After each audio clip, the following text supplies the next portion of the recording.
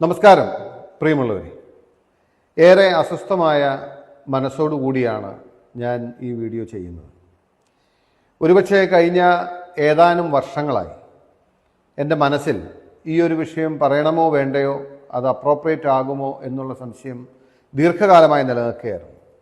പക്ഷെ ഇന്നുകൂടി ഒരു സംഭവം എൻ്റെ മുമ്പിൽ വന്നപ്പോൾ, അതിൻ്റെ കാര്യങ്ങൾ മനസ്സിലാക്കിയപ്പോൾ എനിക്ക് തോന്നുന്നു, ശരിയാണെങ്കിലും തെറ്റാണെങ്കിലും സമൂഹത്തിൻ്റെ ഒരു ചിന്തയ്ക്ക് വേണ്ടി ഇത് മുന്നിലേക്ക് വെക്കേണ്ട സമയം അതിക്രമിച്ചിരിക്കുന്നു എന്നാണ് ഞാൻ വിശ്വസിക്കുന്നത്. ഞാൻ വളരെ സ്ട്രെയിറ്റായി പറയുകയാണെങ്കിൽ, ഐ ഫീൽ നമ്മുടെ സംസ്ഥാനത്ത് ഇന്നുള്ള സ്കൂളുകളൊന്നും ഒരു സേഫ് പ്ലേസ് അല്ല എന്നെനിക്ക് തോന്നുകയാണ്. എത്ര വലിയ സ്കൂളാകട്ടെ, എത്ര സാധാരണ സ്കൂളാകട്ടെ, നമ്മൾ നമ്മുടെ കുട്ടികളെ അയക്കുന്ന സ്കൂൾ അന്തരീക്ഷങ്ങൾ എന്ന് പറയുന്നത്, ഞാൻ ഇന്നത്തെ സംഭവത്തിൻ്റെ പശ്ചാത്തലം പറയാം. ഒരു സ്കൂളിൽ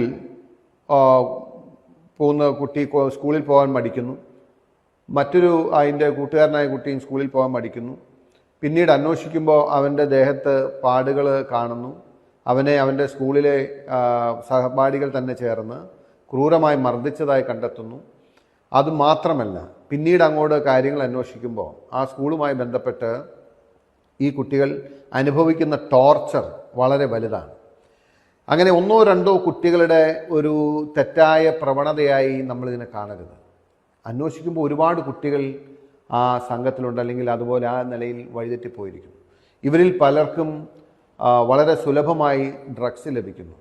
മാത്രമല്ല, സ്കൂളുകളിൽ പലയിടത്തും ഈവൻ സെക്ഷൽ അബ്യൂസ് നടക്കുകയാണ്. ആൺകുട്ടികൾക്കിടയിൽ ആൺകുട്ടികൾ തന്നെ പെൺകുട്ടികളുമായി ഷെയർ ചെയ്യുന്ന കാര്യങ്ങൾ, അവർ ചെയ്യുന്ന പ്രവർത്തികൾ ഇപ്പോൾ സംഭവിച്ചുകൊണ്ടിരിക്കുന്നത് നമ്മുടെ സ്കൂൾ മാനേജ്മെൻറ്റും സ്കൂൾ അധികൃതരും ടീച്ചേഴ്സും രക്ഷിതാക്കളും എല്ലാവരും നമ്മളിത് മൂടി വയ്ക്കുകയാണ്.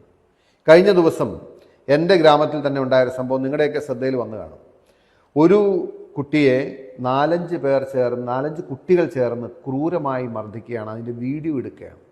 വീഡിയോ എടുത്തിട്ട് പുറത്തു വന്നു കഴിഞ്ഞിട്ട്, ഞാൻ ഇടപെടുന്നതിന് മുമ്പ് ആ വിഷയം തമ്മിൽ സെറ്റിലായി എന്ന നിലയിലാണ് പറയുന്നത്. പക്ഷെ ഞാൻ വളരെ ശക്തമായി നടപടി എടുക്കണമെന്ന് പറയുകയുണ്ടായി. കാരണം മറ്റൊന്നല്ല, ഇതൊരു ഒറ്റപ്പെട്ട സംഭവമല്ല. ഞാൻ കഴിഞ്ഞ ഒരു 4.25 വർഷക്കാലം MLA ആയിരുന്നുകൊണ്ട് I have come across many incidents.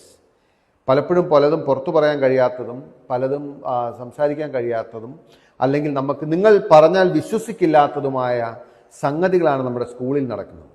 Criminals are not born, they are made എന്ന് പറയും.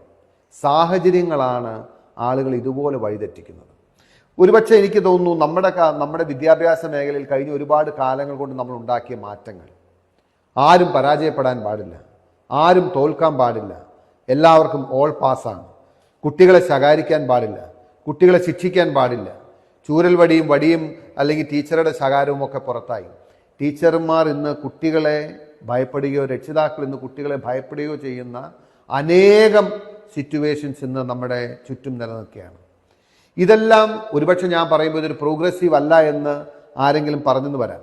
കാരണം ഇന്നത്തെ കാലത്ത് ലിബറൽ ആവണം, കുട്ടികൾക്ക് സ്വാതന്ത്ര്യം, കുട്ടികൾക്ക് ഇങ്ങനെ വേണം അല്ലെങ്കിൽ അങ്ങനെ വേണം, അത്രയും സ്വാതന്ത്ര്യം കൊടുക്കണം, അവരെ റെസ്ട്രിക്റ്റ് ചെയ്യാൻ പാടില്ല, ഇങ്ങനെ പല അഭിപ്രായങ്ങളുണ്ടാവും. പക്ഷെ ഞാൻ പറയുന്നത്, നമ്മൾ വളരെ ആഴത്തിൽ ചിന്തിക്കേണ്ട ഒരു സംഗതിയാണ്. നമ്മുടെ സ്കൂളുകൾ സുരക്ഷിതമല്ല എങ്കിൽ എങ്ങനെയാണ് വിശ്വസിച്ച് നമ്മുടെ മക്കളെ, നമ്മുടെ കൊച്ചുമക്കളെ സ്കൂളിലേക്ക് അയക്കുക? നമ്മളാരും പഠിച്ച കാലത്തെ സ്കൂളുകളല്ല. കുട്ടികളിന്ന് വ്യാപരിക്കുന്ന കാര്യങ്ങളും അവരെത്തിപ്പെട്ടിട്ടുള്ള സ്ഥിതികളും നമുക്ക് ചിന്തിക്കാവുന്നതിനും അപ്പുറമാണ്. ഒരുപക്ഷെ നമ്മുടെ മുമ്പിൽ തെളിഞ്ഞു വരുന്നത് നടക്കുന്ന സംഭവങ്ങളുടെ 5% 10% താഴെയായിരിക്കും. അപ്പോൾ എന്തുമാത്രം കുട്ടികളായിരിക്കും ഇതിൽ അഫക്റ്റഡ് ആവുക?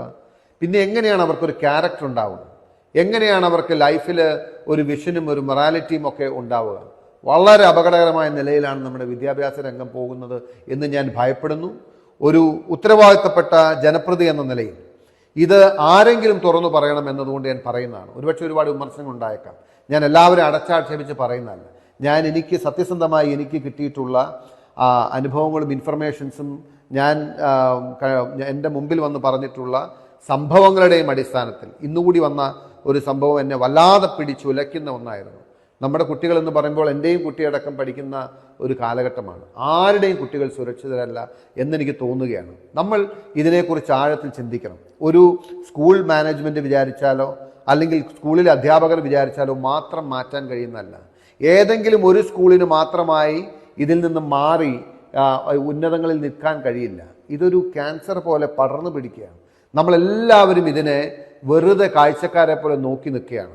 രക്ഷിതാക്കളാണെങ്കിലും അധ്യാപകരാണെങ്കിലും ഈവൻ മറ്റ് എൻഫോഴ്സ്മെൻറ്റ് ഏജൻസീസ് ആണെങ്കിലും ഒക്കെ കുട്ടികളാണ്, ക്ഷമിക്കണം, കുട്ടികളാണ്, പോട്ടെ, ഭാവിയല്ലേ, പുറത്തു വരരുത്, അറിയരുത്. No, this is not the approach. I think we need to fight it.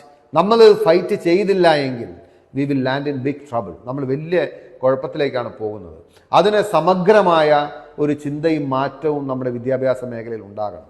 ഏതെങ്കിലും ഒരു ചെറിയ കയ്യടിക്ക് വേണ്ടി, അല്ലെങ്കിൽ വലിയൊരു വാർത്തയ്ക്ക് വേണ്ടി, അല്ലെങ്കിൽ കുട്ടികളോ അല്ലെങ്കിൽ മറ്റാരെങ്കിലും ഫേസ്ബുക്കിലെ ലൈക്സിന് വേണ്ടിയിട്ട് എല്ലാം ലിബറലൈസ് ചെയ്ത് എല്ലാവരും ടൂർ പോട്ടെ, എല്ലാവരും പാസ്സാവട്ടെ, ആരെയും ശിക്ഷിക്കാതിരിക്കട്ടെ, കുട്ടികൾ എന്തും ചെയ്യട്ടെ, ഇതൊന്നും I don't think this is appropriate. ഞാനൊക്കെ പഠിച്ചപ്പോഴും നമ്മൾ പഠിച്ച സ്കൂളുകളുണ്ടായിരുന്നു, സ്കൂളുകളുടെ സ്ഥിതികളുണ്ടായിരുന്നു. അതെല്ലാം ഇന്ന് മാറിയിരിക്കുന്നു, മാറിപ്പോയിരിക്കുന്നു. നമ്മൾ നമ്മുടെ കുട്ടികളോട് നീതി പുലർത്തുന്നില്ല.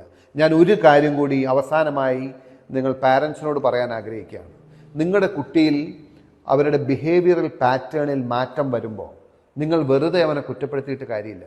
വെറുതെ അവനോട് വീണ്ടും പ്രഷർ ചെയ്തിട്ടോ സമ്മർദ്ദം കൊടുത്തിട്ടോ കാര്യമില്ല.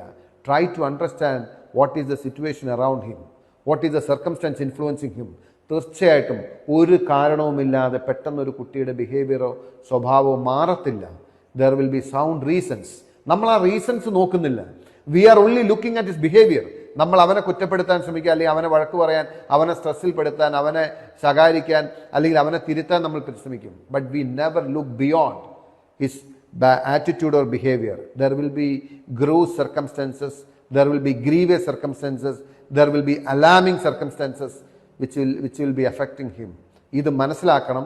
ഞാൻ ഇത്രയും പറയാൻ കാരണം എനിക്ക് 1 അല്ല 9 അല്ല ഒരുപാട് ഇൻസിഡൻസ് എൻ്റെ മുമ്പിൽ വന്നപ്പോൾ എല്ലാത്തിനും സമാനമായ ഒരു നേച്ചറാണ്. സ്കൂളുകളിൽ കുട്ടികൾ വളരെ അനായാസമായി ഡ്രഗ്സിന് ആക്സസ് ഉണ്ട്. അവർ ചെയ്യുന്ന പ്രവർത്തികൾ നമുക്ക് ചിന്തിക്കാൻ കഴിയാത്തതാണ്, അല്ലെങ്കിൽ നമ്മൾ ആരും ഊഹിക്കുന്നതിനും അപ്പുറം ഉള്ള ഒരു ബിഹേവിയറൽ പാറ്റേൺ നമ്മുടെ സ്റ്റുഡൻസിൽ കാണുമ്പോൾ നമ്മൾ ഇങ്ങനെ തന്നെ പോയാൽ മതിയോ എന്ന് നമ്മളെല്ലാവരും ചേർന്ന് ചിന്തിക്കണമെന്ന് പറയാൻ വേണ്ടിയിട്ടാണിത്. വളരെ വിഷമത്തോടും സങ്കടത്തോടും കൂടിയാണ് ഇത് പറയുന്നത്.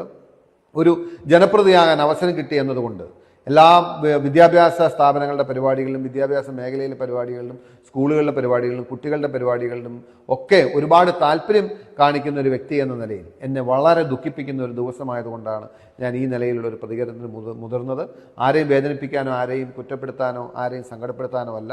പക്ഷേ ഇതൊരു ഫാക്റ്റാണ്. This is a fact glaring at us. നമ്മളെ തുറച്ചു നോക്കുന്ന ഒരു സത്യമാണ്. ഇതിൽ നിന്ന് നമ്മൾ ഒളിച്ചോടിയിട്ട് കാര്യമില്ല. I think we need to do something about it. അതിന് വേണ്ടിയിട്ടാണിത്. നിങ്ങളുടെ എല്ലാവരുടെ അഭിപ്രായങ്ങൾക്കായി ഞാനത് സമർപ്പിക്കുന്നു. നന്ദി.